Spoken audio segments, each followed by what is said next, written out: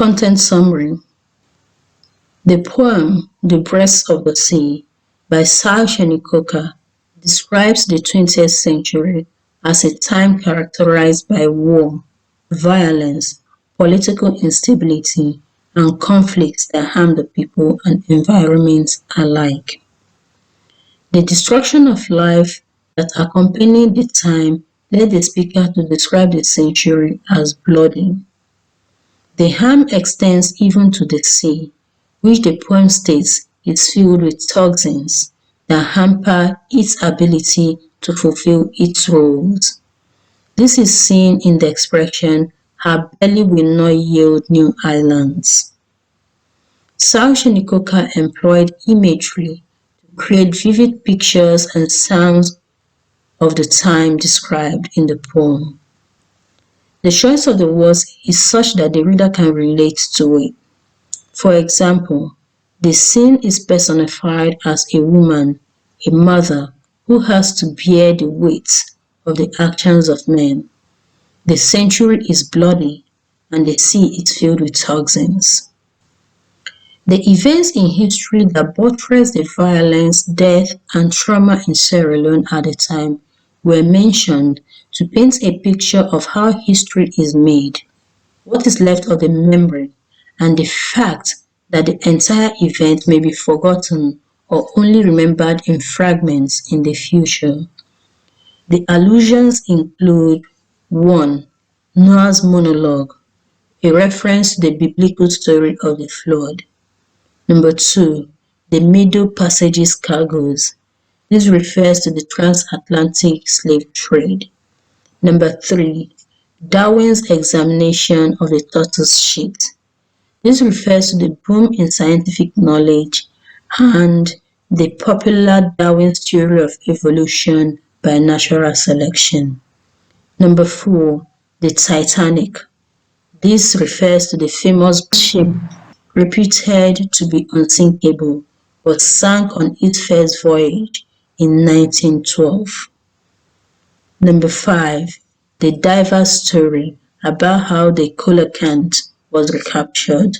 This describes how things may be lost and found again in later years. These sad events and the ones being experienced in the bloody century described in the poem, the speaker says, will fade in time. This is because they are seen as a blight, a disease that needs a cure, and the sea has the ability to rid itself of these over time. The memories buried at sea will vanish, and little or nothing about this history will be left behind. After examining the historical connections of the Sierra Leonean conflict, violence, and war experiences, the writer goes on to quantify the depth of the damage the country has seen. The wounds run too deep, and the losses are irreversible. The damage is so great that the speaker believes that the cry of a raped woman is more valuable. This connotes that there is nothing left to cry for. Stanza 3 opens with people seeking safety and sustenance and how some embrace exile for comfort. He then continues to state that those who stay behind in the land struggle to survive with their spirits broken.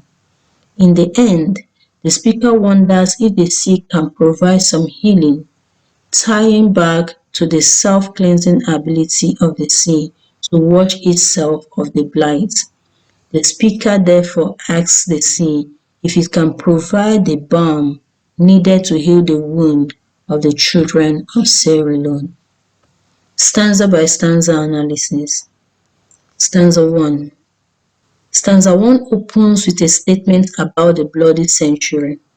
The reference points to the wars that characterize this time. Wars are full of violence, bloodshed, and death.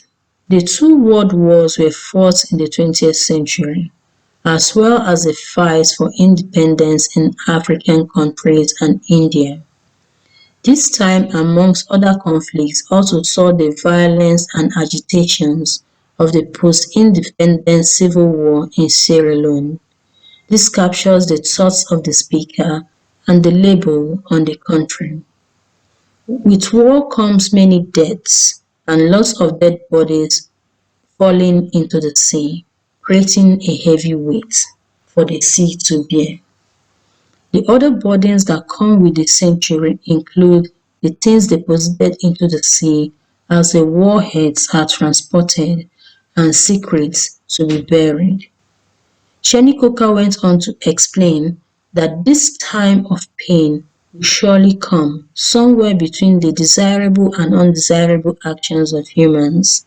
This is captured in the expression somewhere between breasts and anus. Furthermore, the speaker states that the weight laid on the sea is polluting the sea, filling it with toxins, and these toxins will cause the sea not to yield the nurturing products nor fulfill its other nurturing roles. Besides, these products of war that were being dumped into the sea, the century in question had also seen the oil boom, crude oil leakages, and the disposal of industrial waste into the sea. The sea has also borne witness to the slave trade and its attending atrocities, and many more. These polluting acts interrupt nature and affect the sea's ability to expand, produce, and nurture the inhabitants of the sea and the nations around it. Finally, the speaker shows that if this persists, nothing could reverse the effect. To emphasize the severity, Cheney-Coker compares it to the longing of the children of East Timor. East Timor was a province in Indonesia. It is the present-day Timor-Leste. It gained independence in 2002 after years of conflict between the Timorese parties and the nations that sought power over them, that is Portugal and Indonesia. Many children in East Timor were separated from their parents during the Indonesian occupation and due to poverty, hardships, and other related conflicts and war. Some of them also suffered sexual violence. The cries and deep wishes of the children of Timor are to reunite with their parents and to escape the hardship and trauma they were suffering. This is much like the case of Sierra Leone. Referencing the children of Timor in line 4 captures the deepest, sincerest desires that people may have for the sea, which may never be realized after the sea has been damaged. Stanza 2. In stanza 2, Cheney-Coker uses many historical allusions to express the depth of the impact of the events of the century and the expected turn of events in time to come. The speaker refers to the sea as a custodian of history, beginning from the earliest times to times beyond the century depicted in the poem. The first mention of history in this stanza is Noah's monologue in line 6. This reminds us of the destruction of the world with flood recorded in the Bible. Then it proceeds to mention the Middle Passage's cargoes. This allusion is about the transatlantic slave trade of the 16th to 19th centuries. This is also very significant in the history of Sierra Leone, as the people were not only victims of the slave trade, but the nation is also home to many of the returning slaves. The sea is witness to these events as the slaves were taken on ships across the sea. Some were thrown into the sea when they got ill or died in transit, and some, like the Igbo slaves, jumped into the sea as they chose to brave the waters or die trying over being sold as slaves in another country.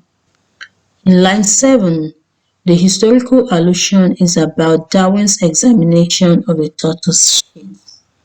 The allusion points to the breakthrough in science as scientific knowledge exploded during the Victorian era. A notable case is the Darwin's theory of evolution by natural selection. This focus on Darwin's theory is important as it points to the survival of the fittest, a concept relating to how species with the power of stronger traits survive over the weaker ones. This also relates to how conflicts and violence can accompany such survival of the fittest contest. The concepts of masters and slaves, adults and children, and the rich and poor were also common dividers and categories. Right after the allusion of Darwin's theory is a reference to the Titanic, the story of the giant vessel that sank during its first voyage in 1912, despite being said to be unsinkable. Once again, Cheney-Coker identifies the failure of science and the death that followed, which the sea witnessed. The remains of the ship are buried in the sea and have continued to attract divers and marine explorers, each returning with a tale. The mention of the coelacanth, an ancient sea creature known only by fossil until it was rediscovered in 1936, points to the cycles in scientific knowledge and discoveries, things lost and found again.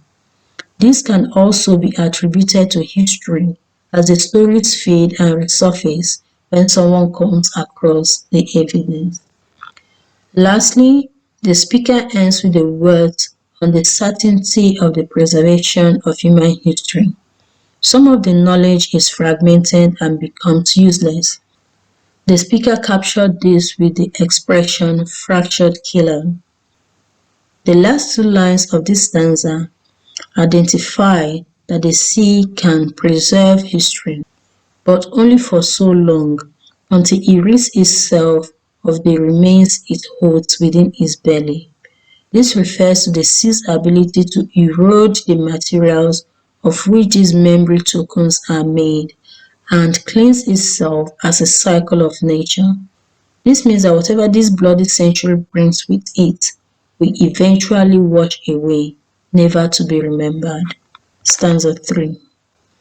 This stanza opens with a mention of the comfort the sea offers those in exile. It shows that those who do not find comfort in their homeland can sail the sea to another land to escape what ails them. It suggests that the sea is not partial in choosing who it comforts. Once again, Cheney-Coker refers to a historical event where some exiles were denied a place in Australia, even those shot out of Australia. Line 14. When the English colonialists took over Australia, some Australian Aborigines fled the land to find safety. These exiles not only lived for safety, but also for sustenance, as the lands that were allocated were unproductive and could not cater to their needs. Further, the speaker likens what the country Sierra Leone has gone through to a raped woman. Cheney-Coker holds that the country has seen way worse with its wars and the attending war crimes, like child soldiers, raping women, etc. The pains, losses, and deaths the people have known are far too damaging that the cry of a raped woman is viewed as more valuable. Sierra Leone's value has been shredded beyond repair, and the people's spirits have broken for many decades. In the wake of things, the nation is struggling for survival, but also worries that the wounds of the people may be too great. Therefore, the poem closes with the question, asking the sea if its patience and tender care can provide sufficient balm to heal the wound of the children. It also asks if they can take up the future given their current state.